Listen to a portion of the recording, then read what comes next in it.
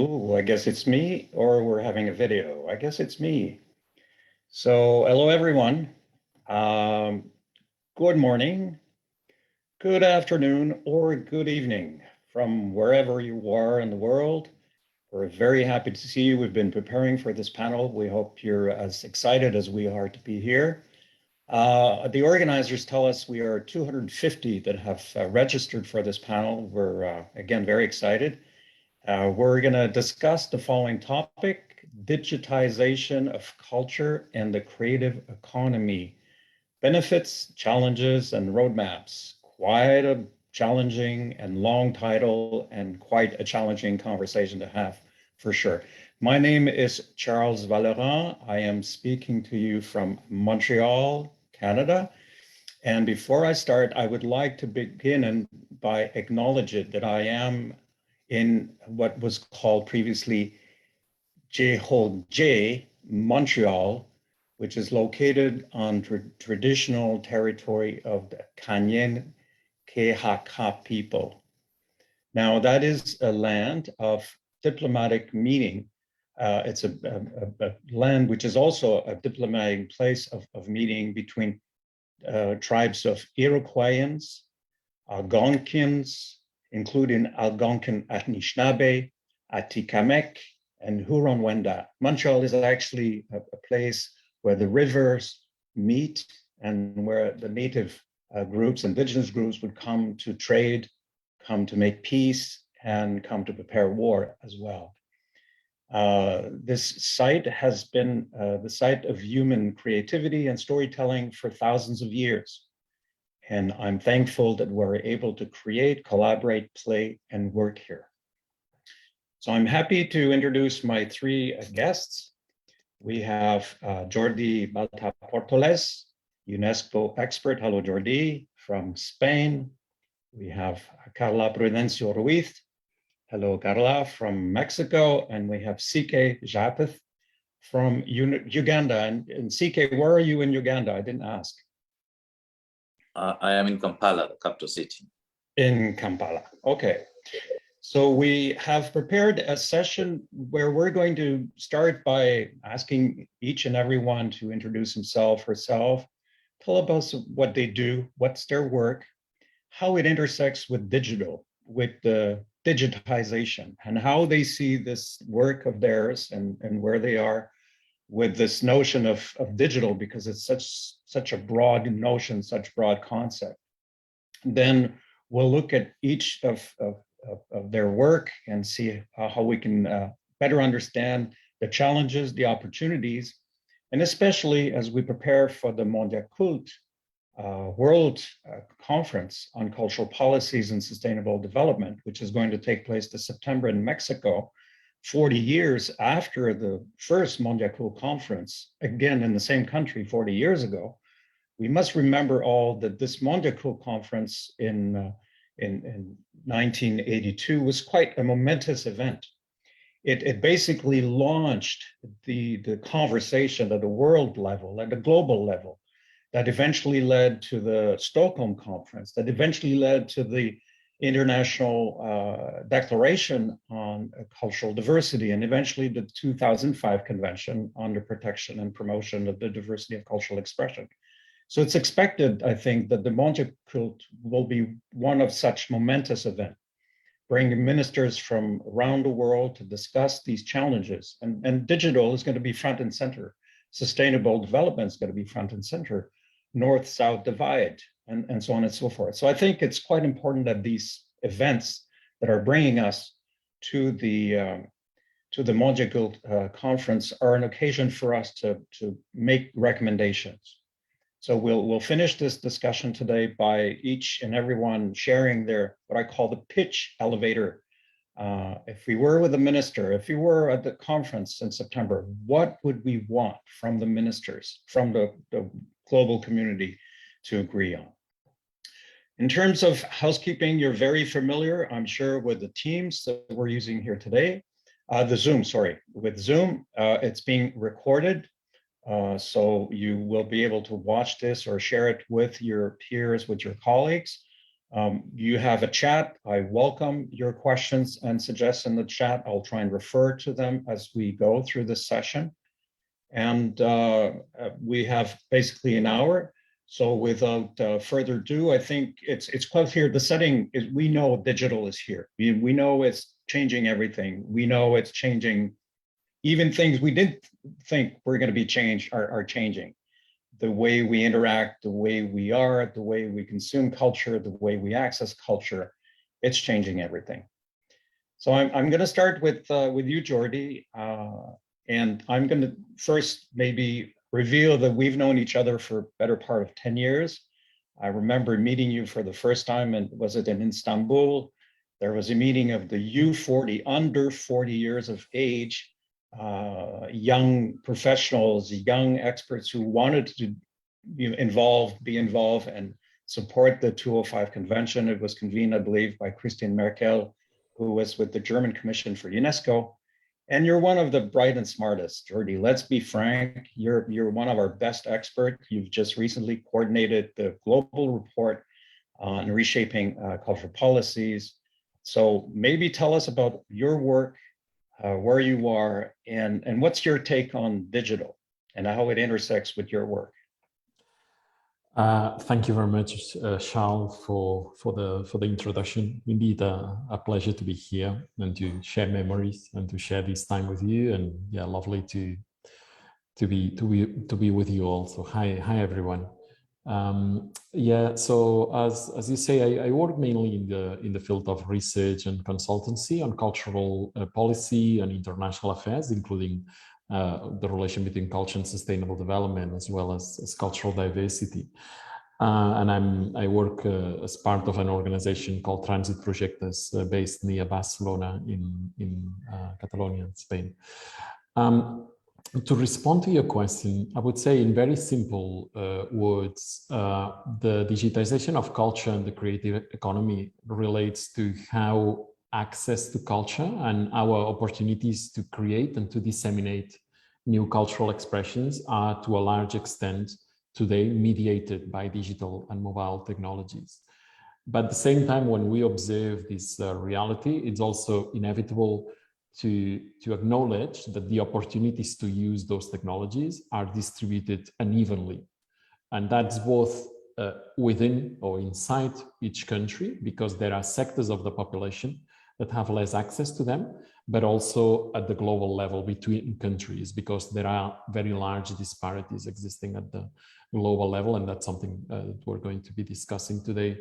I suppose in my work as a researcher and a consultant, this is important because one of the areas on which I work are the opportunities to access and to create cultural expressions in different contexts, in different ways, and which policies can help to foster more equal access and more balanced international cultural exchanges, and what approaches can help to enable the emergence of business models in the cultural sectors that are more adapted to this digital context. And I'll be happy to expand a bit more on this later. Okay. Can you also maybe tell us a bit about your work with UCLG, United Cities and Local Governments? Because I find it interesting, and maybe you want to comment, that not only do we have the UNESCO countries, state parties, members of UNESCO, but we have cities, large and small, also following these important issues and wanting to use culture as a leverage to develop the community and a leverage for sustainable development where they are. Can you tell us a bit about your work? Yes, absolutely. So for several years, I've also worked as an expert on behalf of the Committee on Culture of this organization that you are referring to, United Cities and Local Governments, which is the main platform of local and regional authorities at the global level.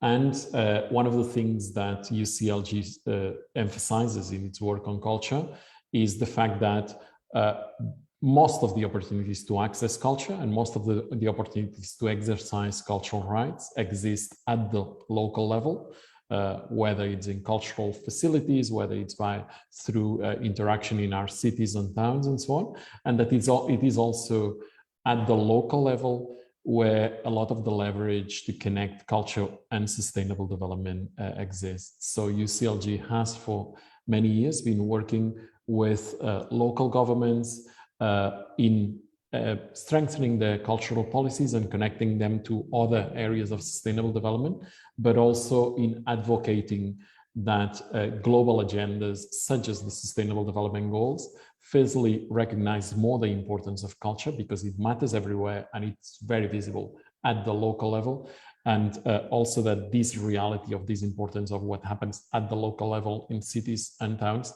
is better acknowledged when global agendas are drawn. Excellent. Yeah. And I guess I was asking the question because in a way we tend to see the global community as one sort of almost conceptual, level. It's very difficult to grasp and have a handle and see how we can change things. But at the local level, it's more practical and we can engage and we know, and the community gives us a sense of action and empowerment, which we may lack at the national or more international level. So I find it very interesting what you're doing, what UCLG is doing. Carla, let me turn to you. Buenos días.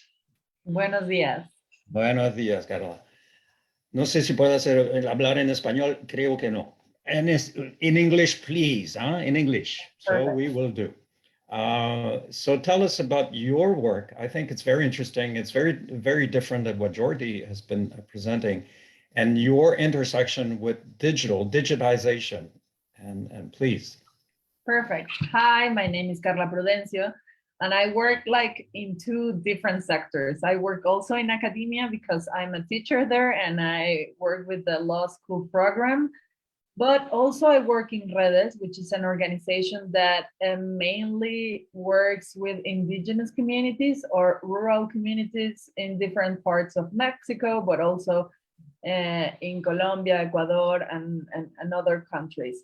And we work accompanying the digital, but not necessarily digital, more like the communication processes there. So how they want to engage with communication and how they want to use the tools they have. And the tools could be broadcasting, or it could be connectivity, or it could be mobile phones. They have a wide range of opportunities of what they want to use and how they want to develop their projects, right? So we work with them, trying to enable the environment for them in order to be able to do this.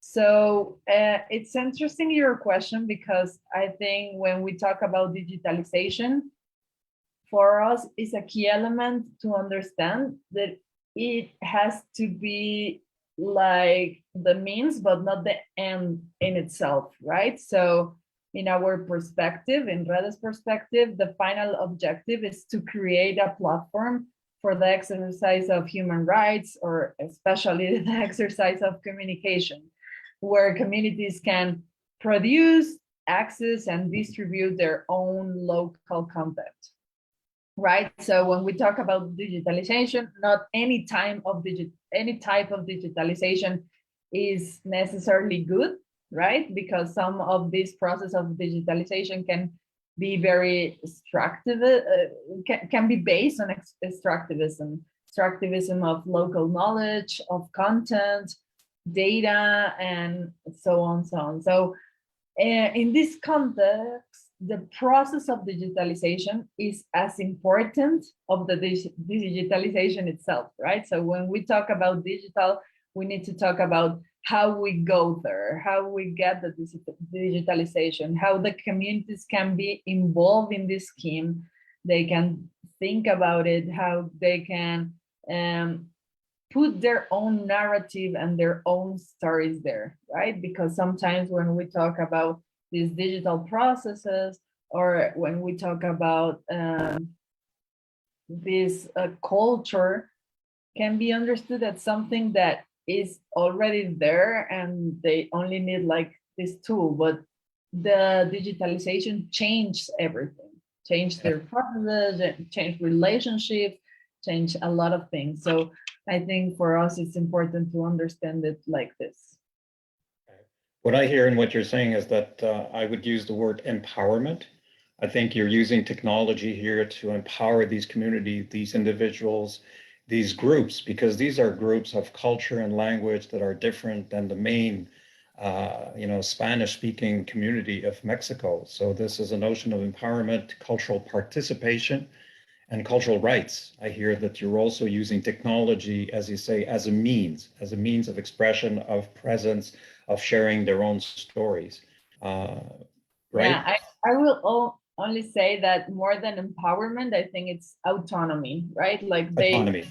yeah. So for us, it's like we need to enable autonomy, not to empower them because they are powerful enough. Oh, So okay. Okay.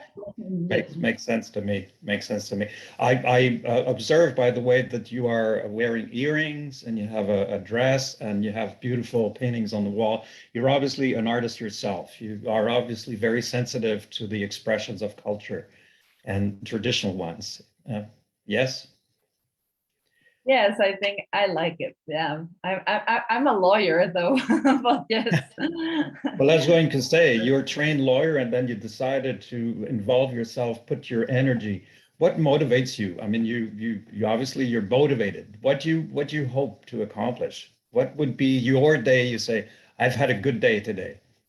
Yeah, I think like for me, the process is the most important thing of what I do, right? It's not like the accomplishment, but like how we walk along these communities or with even my group of work, like how we try to build new narratives, new storytellings, new ideas of how the world could be.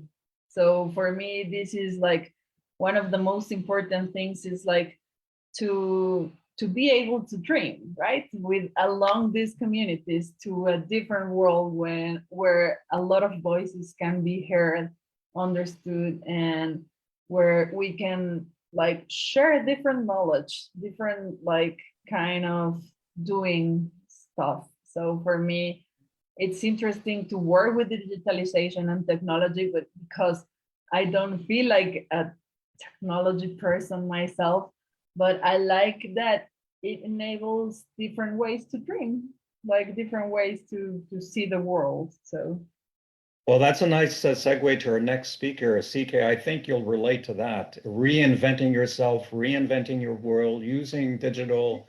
You are an entrepreneur. You've established incubators, and you have 5 of them in Uganda. It got you an award for this from UNESCO.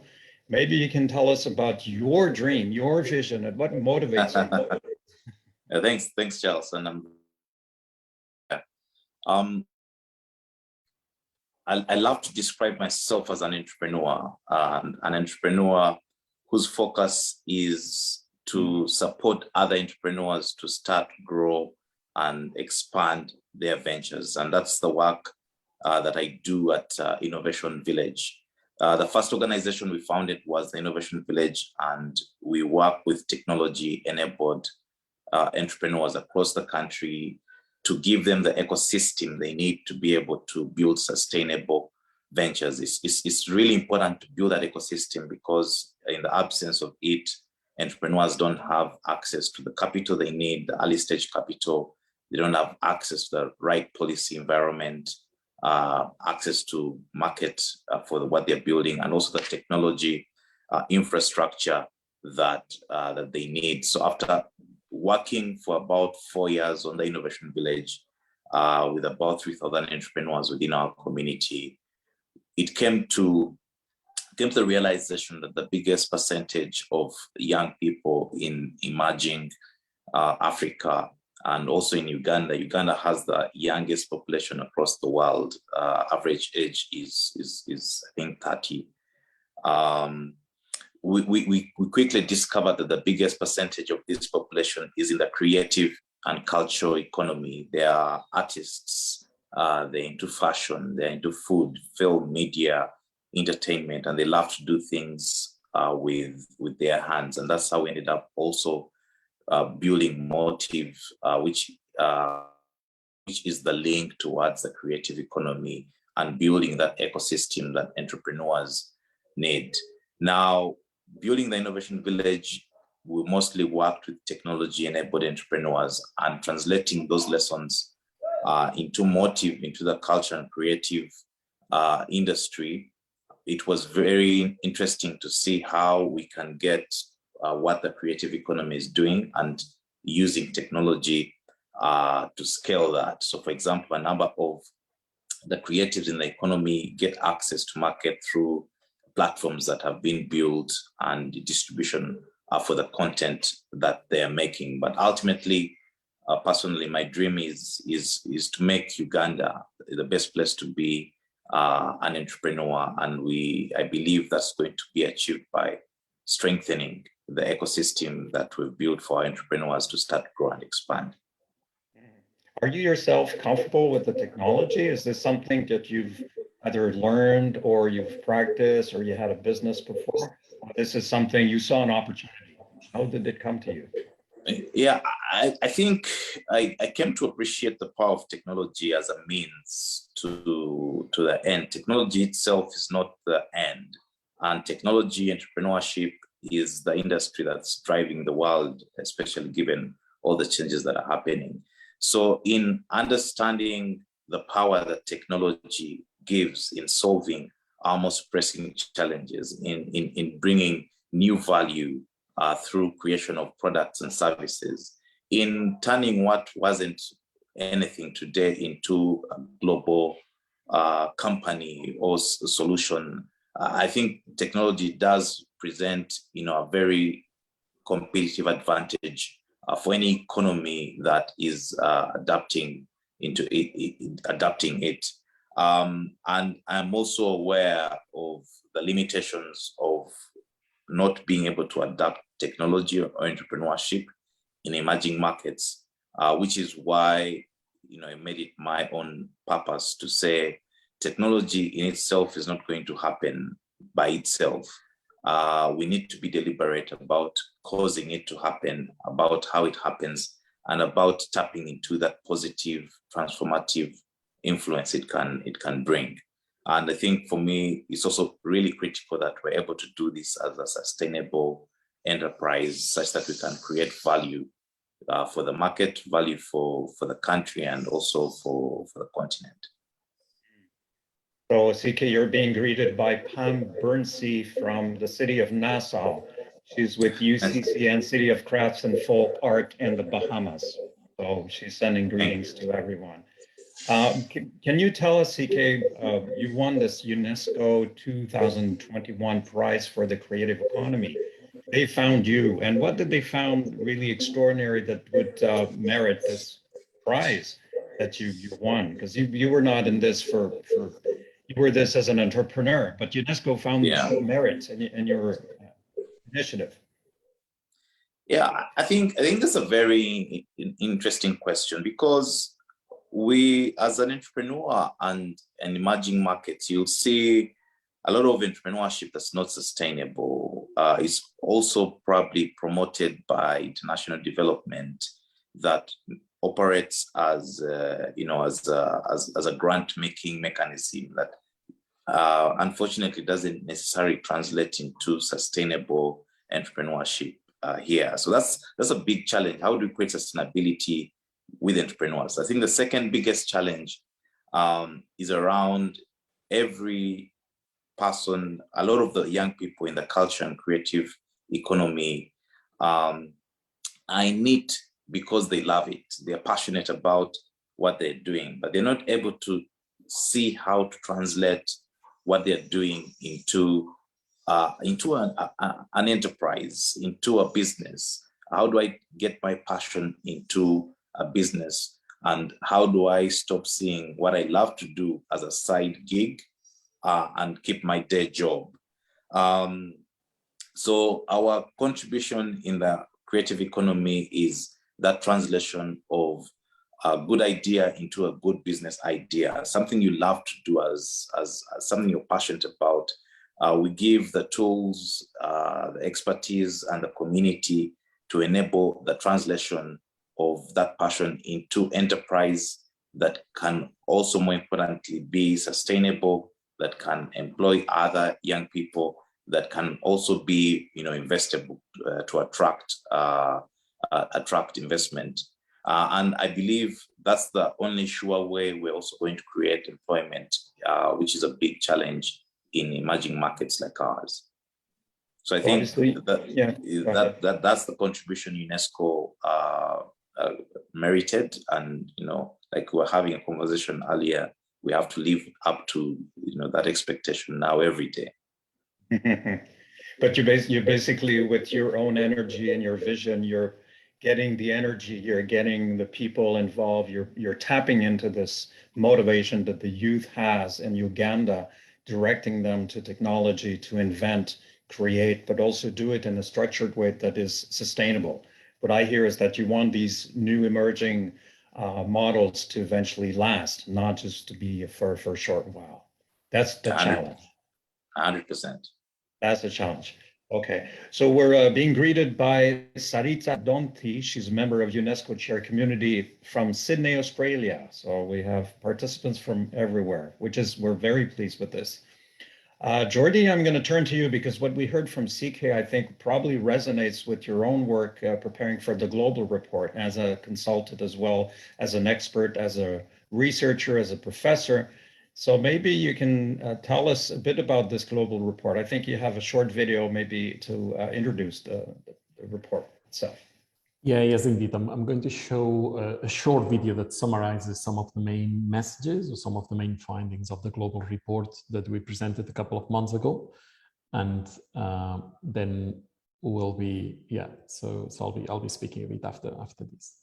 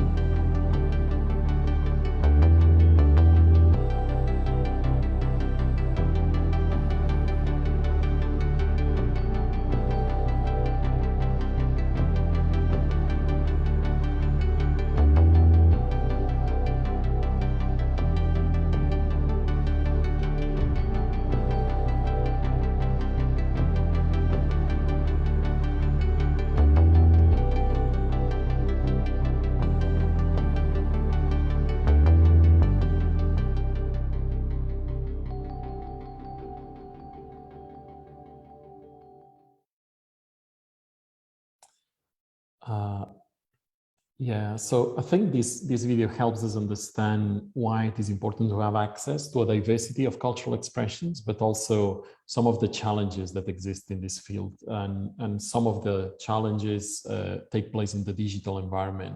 So bearing this in mind, we have somehow identified four types of policies, or four areas of policy that can help to foster more diversity within the digital environment.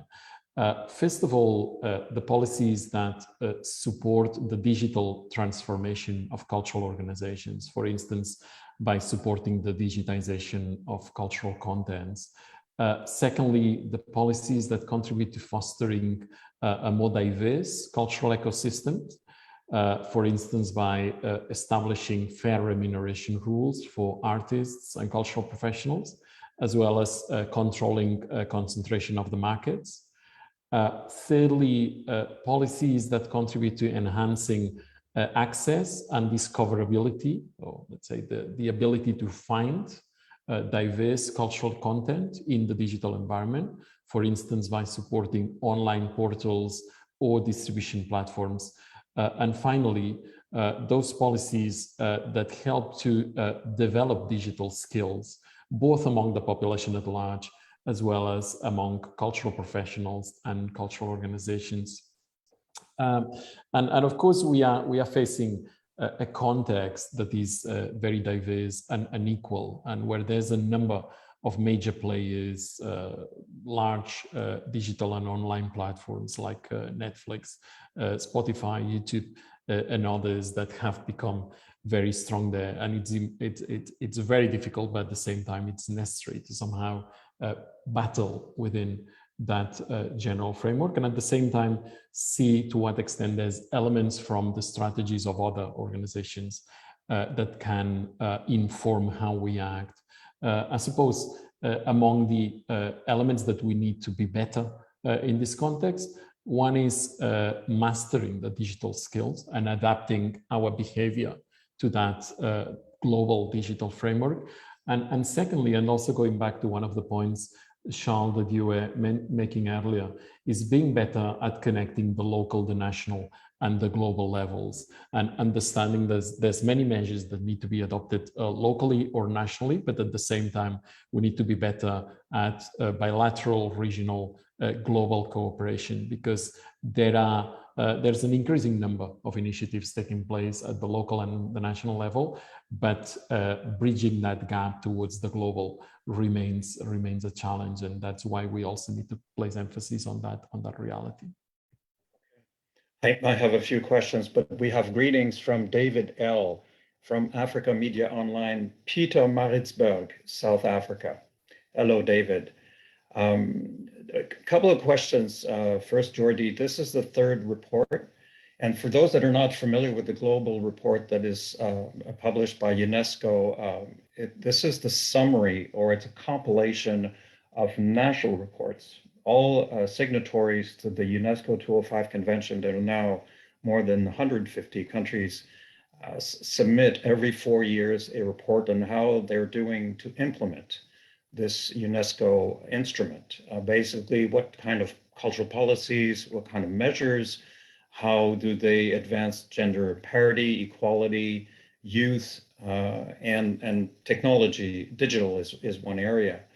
In terms of cultural policies and measures. So you experts, basically you, Jordi, with your team will sit down and write summaries going through these accounts of 150 countries.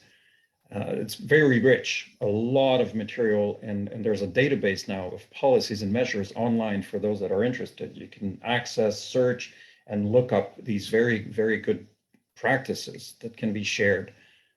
You've been around, Jordi. You've been there more than a decade. What struck you? What was different in this report compared to the previous reports? And do you have examples, not only intellectually and in terms of concept, but things that are on the ground, whether nationally or locally, are going to be leading the way to how we can intersect the diversity of cultural expressions and this digital transformation? Mm-hmm. Yes, indeed. So as you were saying, this is a collective work. There's many people that were involved, and one of the roles of those of us who were involved were firstly to analyze the evidence collected by governments and by civil society organizations across the whole world, and seeing to what extent there were new trends that were becoming visible, but also somehow cross-checking that evidence coming from national reports with the broader picture of what challenges exist nowadays. And of course, we've developed this report within the context of the impact of COVID on cultural and creative ecosystems around the world, and on the broader population, of course, challenging a lot of issues from public health to day-to-day life in many parts of the world. And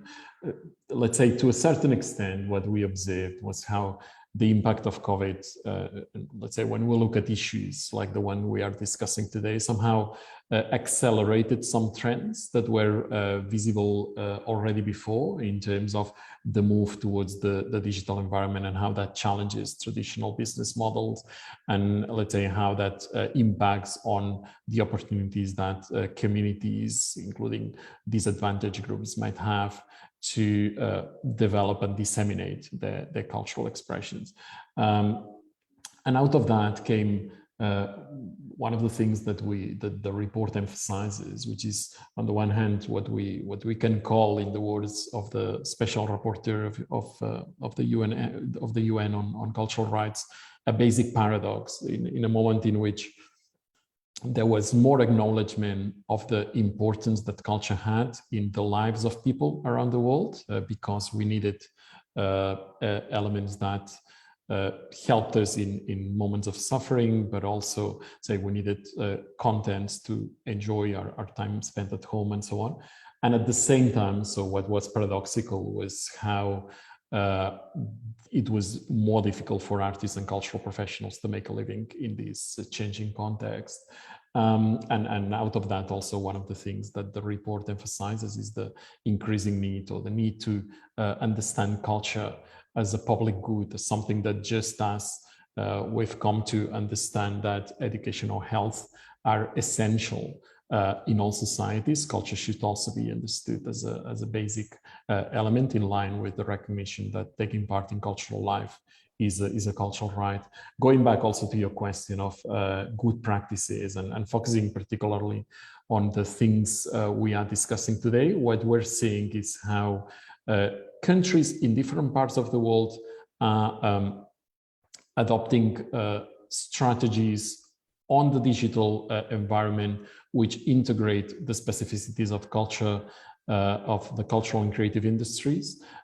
Countries like Chile, or like Canada, like some countries in the European Union, and so on, and somehow trying to adapt the mechanisms to protect and promote the diversity of cultural expressions to the work of digital platforms, and let's say guarantee that there are opportunities for new cultural production to be visible, as well as for audiences to have access to diverse cultural content. So, and that's probably one of the areas to go. Mm-hmm. So I hear in what you're saying that the COVID has accelerated perhaps the digital transformation, and there's a sense of urgency in what you're saying. It's a sense of urgency to come together to adopt and review our policy toolkit to make those changes. And there's promise that some countries are starting to mesh in to include culture as one of the priorities in this digital transformation, not only technology and business and investment, but also culture and identity, I guess. Mm-hmm. Okay, yeah, go ahead. No, yes, indeed. Yeah. No, that's as you were saying. At the same time, still a lot to work on, and let's say that's emerging trends, but something that needs to become more solid. Okay, I'm going to turn to Carla, and please, if you have any questions for our panelists or comments, please do so in the chat, so we can, as you can see, I'm trying to go live. There's a question in the chat right now, but it has to do with the next UNESCO DG. I'm not sure this is a relevant question for our discussion today, so I'm going to keep this more private.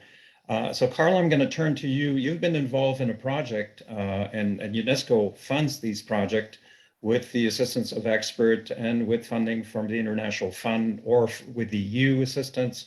So yours was a EU UNESCO project designing policies to support indigenous and community media in Mexico, incorporating indigenous content in public and commercial media. So why don't you tell us about your experience and how that is changing the diversity of cultural expression using community media, but possibly technology and digital as well? Thank you very much for the question. Well, I think one of the most important things is to think first, like for us, like these public policies that are like big public policies and like that are trying to change the way media or creative colors are made, need to first like look of the local context, right? What are like these people already doing? Because sometimes we think like it's interesting, because when we start like trying to enable these processes in communities, well, the first thing you need to do is what are they already doing, because they have a lot of things of communication processes. So they always have some kinds of broadcasting networks. Like if in Mexico, it's really like common to go communities and find they already have like some broadcasts that they use for a lot of things, like for culture, because they share their own traditions there, their own stories, their own music, but also because they need to have like a communication tool with the community in days that they have, like, for example, an emergency or they need to arrange something. So communication, it's like a whole environment where they use it for like common stuff, but also to share their own and their own culture.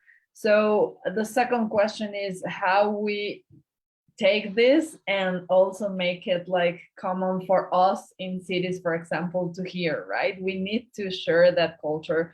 We need to be able to understand these stories, these languages, to be like aware of what they are doing. So we need like a specific policy for that, right? We have here in the cities, we have like a big big broadcasters that have like commercial media, but we are not able to hear or to understand what the communities are doing. So for us, this is something really important to not only think of the creation, but also the distribution and the production of this content. So we need like to take care of all the chain, right? So we need policies to create and to enable them to keep creating what they are doing. We need to distribute that content, and also they need to produce different content, right? Because sometimes they don't have enough like tools for doing that, and that's why technology, it's a really good like mean for doing this, because it enables us to hear what is happening in Oaxaca, which is a region, or it enables to go to the mountains and hear what they have to say. So for us, technology is this mean. So public policies, or what we were doing with UNESCO, was really, really interesting, because it took like the voices of everyone, like community voices, people that is like already producing content, decision makers, people in academia, especially also people that is already like doing things with the, here in Mexico, we have like an autonomous telecommunication and broadcasting regulator. So they are the ones who gives like permissions or licenses in order to use the spectrum. So we were talking to them like what we need, right? We need like different fees. We need like, of course, different licenses, because like what these communities are doing, or like rural communities are doing, it's completely different for what commercial broadcasters are doing, right? So we need different conditions, and UNESCO helped us to find what were those conditions, like what are the differences, and what we can like adjust the regulatory framework in order to do that. So it was interesting, because at the beginning I felt like everyone was like trying to understand why we were so slow. Like the process was slow because but all processes that like matters, I think, needs to be in this rhythm, like to start like hearing what people need to say, because one of the rights that they have been denied for so long is the right to be heard. So what they need. What I hear and what you're saying resonates with what Jordi was saying previously: policies and measures to ensure voices are heard. That with the streaming, with the platforms, with the power of these machines, because these are powerful economic machines that are coming well structured with very high value content. So how do we make space? How do we accommodate and not only give voice to communities, but communities to the national level and communities to the world level? So you're saying we need to have that conversation with regulatory authorities. We need to hear everyone out, and eventually with the conversation, we find the right measures. We write the right regulation to make this happen. So that's a very good experience. If you allow me, I'm going to move, because I want to keep some time for our exchange on what's needed from Mondiacult.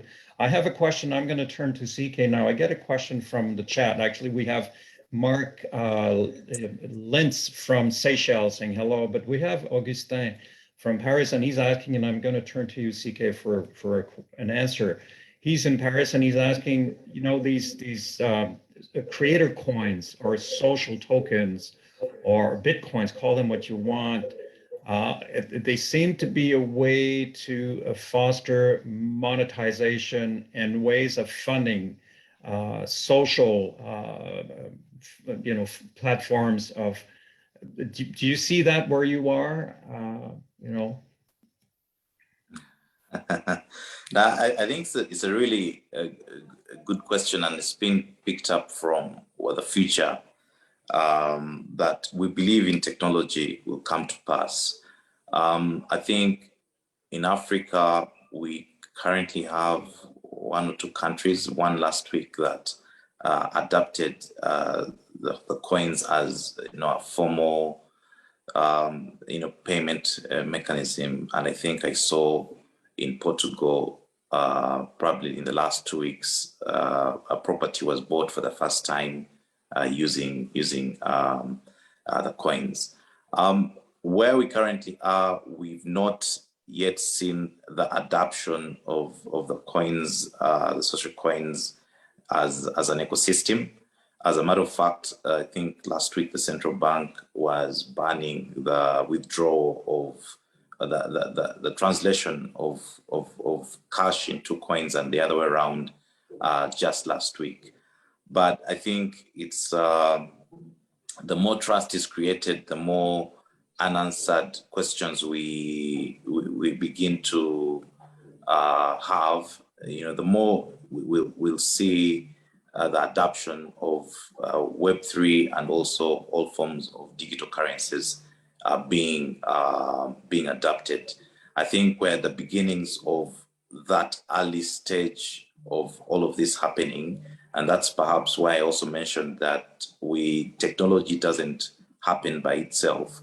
We have to be invested in regulating it, in creating environments that can enable it to flourish, in making sure it's working for and not necessarily against, and it's not being taken advantage of. So the more trust we see grow, the more deliberateness we see in making sure it's working for communities, for businesses, for government. I believe we'll soon begin to adapt the digital currencies. Thank you.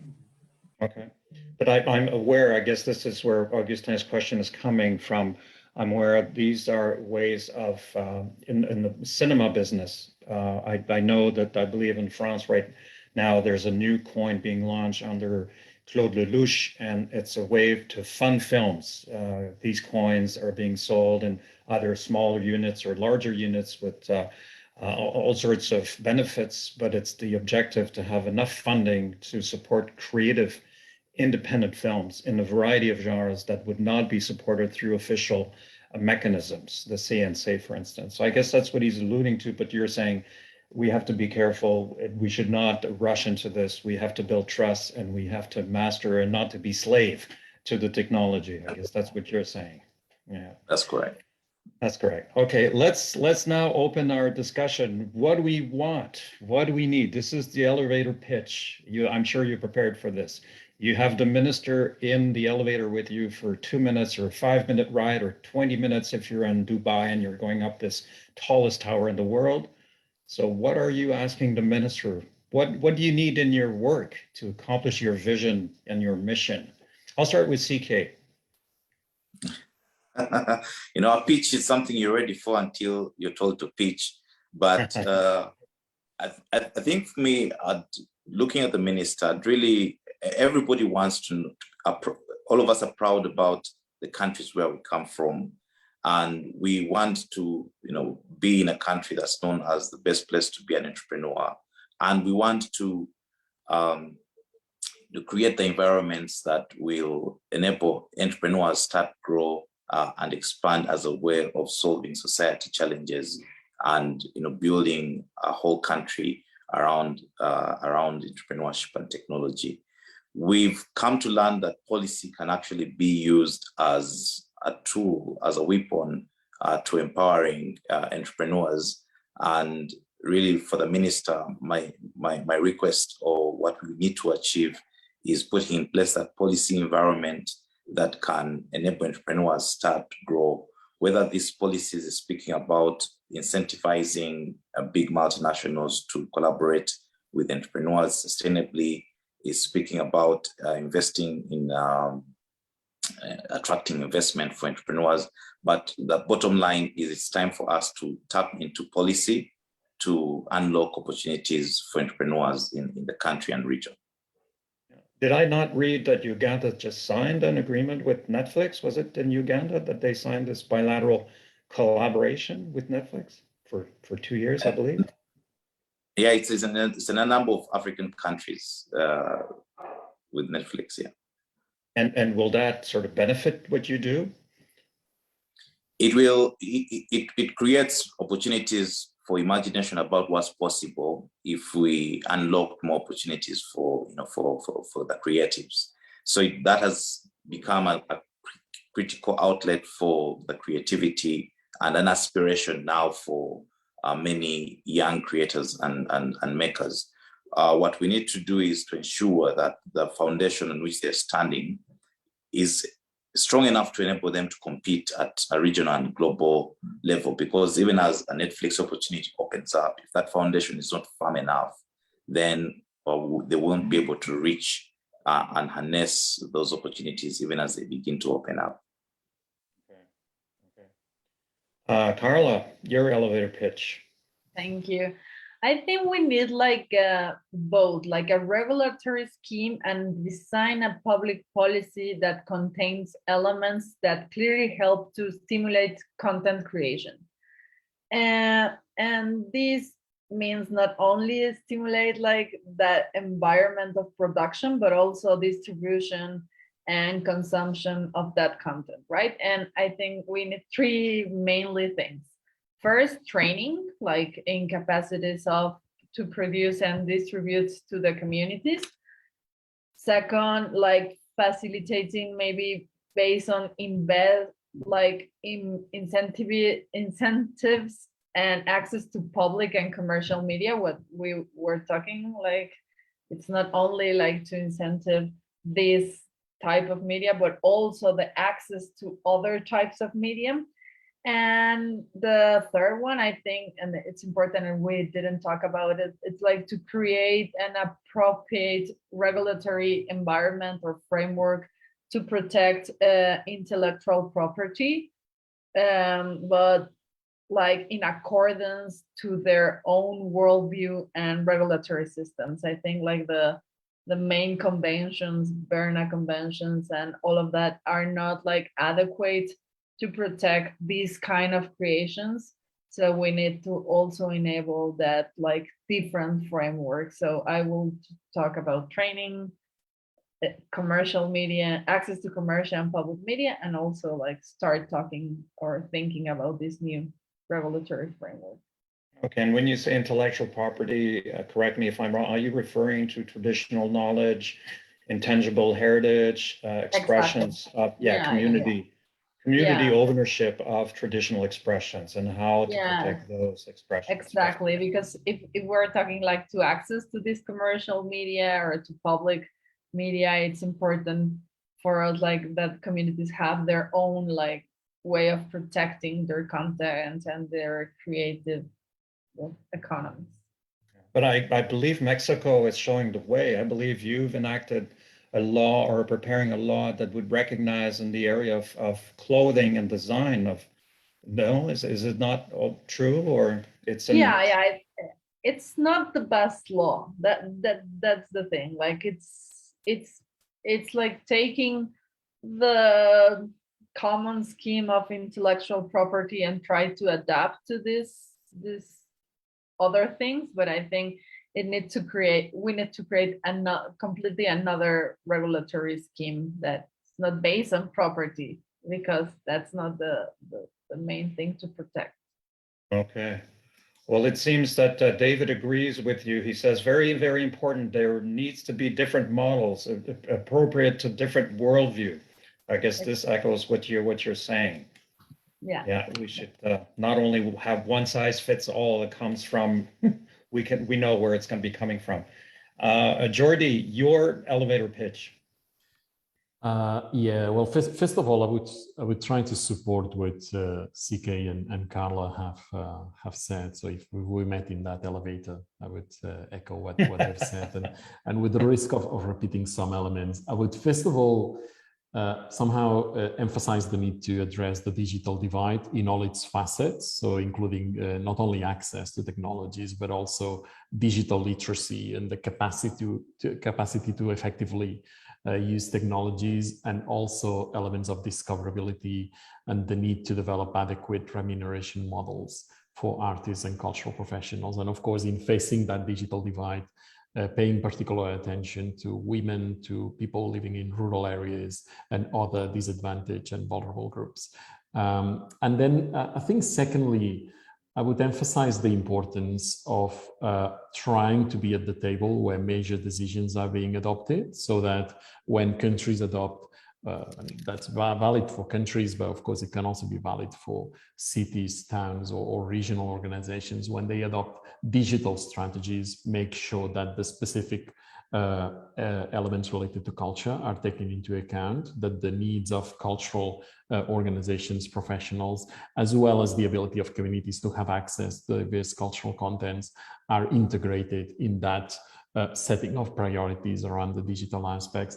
And that also has implications at the international level again. So for instance, when international agreements on e-commerce are adopted, it's important that the capacity of governments to adopt measures that protect and promote diversity are taken into account. So address the potential risks of committing to measures that end up being negative from the perspective of cultural expressions and of diversity. The very real raison d'etre, the fundamental reason why this 205 convention came to exist, the challenge of these trade agreements putting pressure on the sovereign rights to adopt cultural policies and measures. So you're reminding us not to forget that this is going to become ever important as we move into globalization. And to recognize that there's a new generation of agreements addressing e-commerce and other elements related to digitization, and that the same principles that applied in 2005 continue to be relevant and need to be adapted to this new context. One of the important, when I was listening to what you were saying, there's also an experiment going on. I know Ireland is trying basic income. There's a program now for artists basically to earn a living and spend the money. It's been done in San Francisco and other places. Australia is considering it. So it's an interesting development coming out of COVID, that there might be this notion of basic income for creators to take care of their family and then dedicate themselves to their arts and not feel threatened that they might be in a difficult situation. Because we know a lot of them have lost their job or been very precarious, including mental issues during these very difficult times. So we're almost to the end. Any final word, any of the three of you? I think this was a good panel, and we certainly have a full program for our Moja Kult conference. Any final word, maybe CK, or where you are, Uganda or Carla or Jordi, please? I think for me, the final word really is being an entrepreneur. I'm interested in really solutions that create sustainability, and we shouldn't be solving the same problem twice. So it's really an encouragement to promoters, people interested in entrepreneurship, culture, and creative industries to think about holistic solutions as we plan to work with young people. Most of the time we see, an intervention that's aiming at just training them. So you train 1 million of them, but you don't support them to access markets or access capital. So it's really important that we have a holistic ecosystem view to supporting the entire value chain of what it takes for creatives to succeed, and not just one intervention. Otherwise, all the effort that we put in ends up not being successful. I think that's a big last word for me. Enabling environment. Yeah. holistic enabling environment. Carla or Jordi, before we go to the closing video? Yeah, I will just say that, like, if we want like some digitalization or some technology, we need to start like thinking why we want to enter to this digitalization process, what we want to do with this, what it's for, and what we want to say in these new technologies, and like to prioritize the voices and the different narratives more than the technology itself.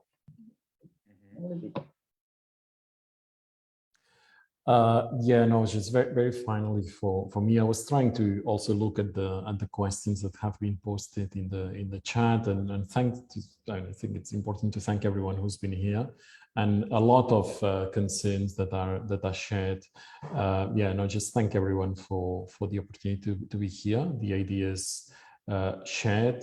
Invite you to check the global report again, because there's lots of good practices and ideas that can be useful, and definitely continue this conversation and use opportunities such as Mondia Cult to advance the discussions at the global level and yeah, at different levels. Excellent. So we're ready for the final video. Thank you all.